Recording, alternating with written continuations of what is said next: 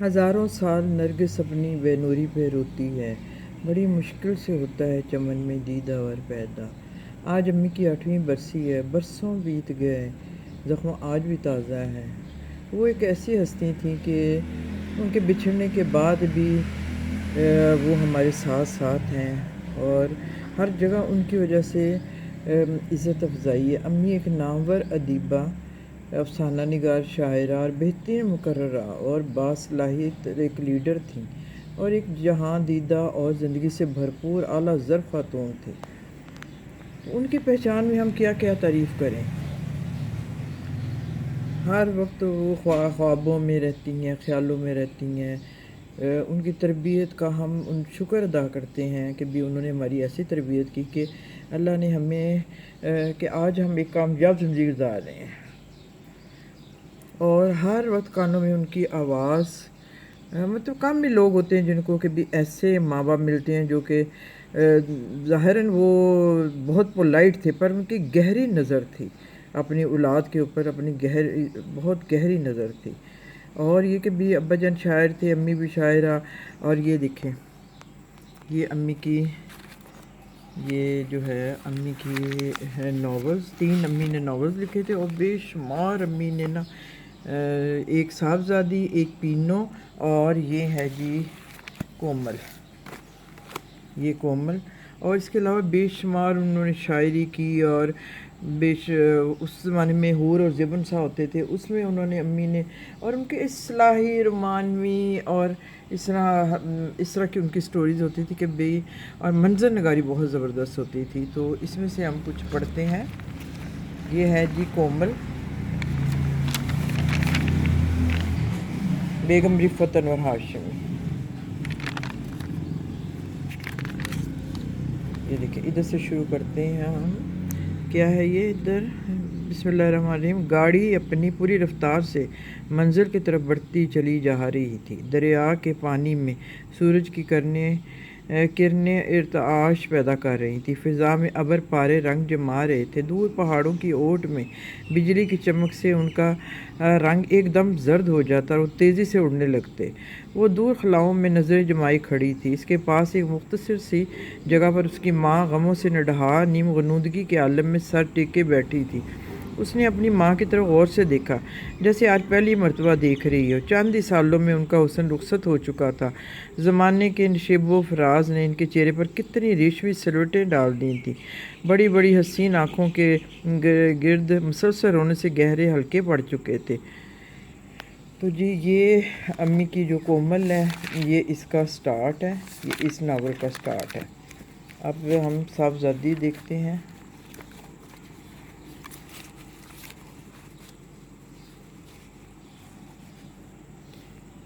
تو جی یہ دیکھیں، یہ امی کی ادھر پرسنالٹی ظاہر ہوتی کہ انہوں نے اپنی اولاد کے ساتھ کیسا، مطلب یہ ٹائم کس طرح کے وہ ماں باپ تھے۔ تو ادھر یہ ہمارے امی کچھ کزن ہیں جو ہیرو ہیرین جو ہیں، مطلب یہ کزن آپس میں باتیں کر رہے ہیں۔ ہمارے ابا جان کہیں جائیں تو امی جان پاس رہتی ہے، اگر امی کہیں جائیں تو ابا جان ہمارے پاس رہتے ہیں۔ ہمارے گھر کا بھی یہی مطلب ماحول تھا۔ رات کو ہماری امی جان ہمیں پیغمبروں اور جرنیلوں کی کہانیاں سنایا کرتی ہیں۔ ہمارے ابا جان ہمیں خود پڑھاتے ہیں، انہوں نے ہمیں کبھی نہیں جھڑکا، ہر بات پیار سے سمجھاتے ہیں۔ تو یہ جی امی کی صاحبزادی، اور یہ ہے امی کی کومل۔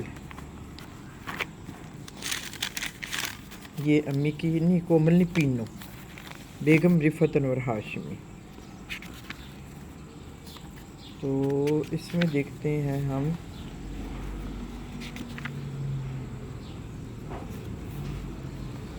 اس میں ہم یہ پڑھتے ہیں پہرا۔ سپیدہ سحر نمودار ہو رہا تھا۔ آپ اردو کی ذرا کوالٹی دیکھیں۔ کائنات پر نور سمے میں ڈوبی ہوئی تھی۔ رات آہستہ آہستہ اپنا ساز و سامان پیٹ رہی تھی۔ نواز نے وضو کیا اور سجدے میں گر گیا۔ اس نے شاید اپنے سارے آنسو بارگاہ ایزدی میں بہا ڈالے، اور جب اسے سجدے سے سر اٹھایا تو روتی ہوئی نرس کو دیکھ کر دھک سے رہ گیا۔ وہ آنکھیں پھاڑے کھڑا تھا تو तुम रो क्यों रही हो, क्या बच्चा मर गया? लेकिन मेरी बेगम तो ठीक है ना? नवाज बोला, जी नहीं, वो भी चाल बसी। क्या कह रही हो, ये कैसे हो सकता? सईदा मुझे अकेला छोड़कर नहीं जा सकता, नहीं जा सकती। वो हर जगह मेरे हमराह जाया करती थी, वो मुझे साथ लेकर जाएगी। और इधर जो है बेटा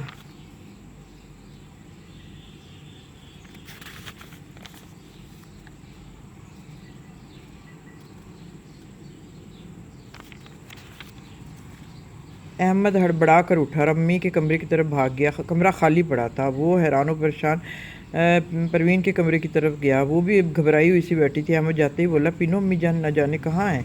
उफ मेरे अल्लाह, मैंने अभी एक बेहाने ख्वाब देखा है। एक सफ़ेद पोश एक खूबसूरत घोड़ा लेकर आया और मेरी अम्मी को इस पर बिठा कर ले गया। पिनो मैं इनके पीछे भागता रह गया। अहमद में खुद इर्द गिर्द चीखें सुन रही थी। तो इतने में एम्बुलेंस आ गई। तो हस्पताल के अमले ने स्ट्रेचर पर बेगम नवाज को नीचे उतारा। अहमद चीखता हुआ आगे बढ़ा, अब्बा जान, मेरी अम्मी को क्या हुआ? हाय, वो घोड़े वाला मेरी अम्मी को ले ही गया। तो इसी तरह फिर माएँ चली जाती हैं अपने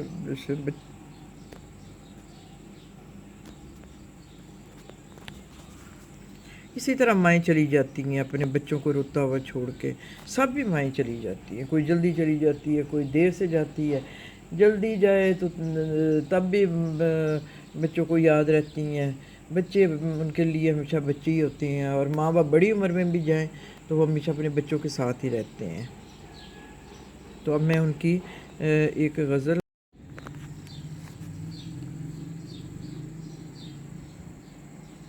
ये मैं अम्मी की जो एक नज़म जो है उसमें से एक इंतखाब पेश करती हूँ।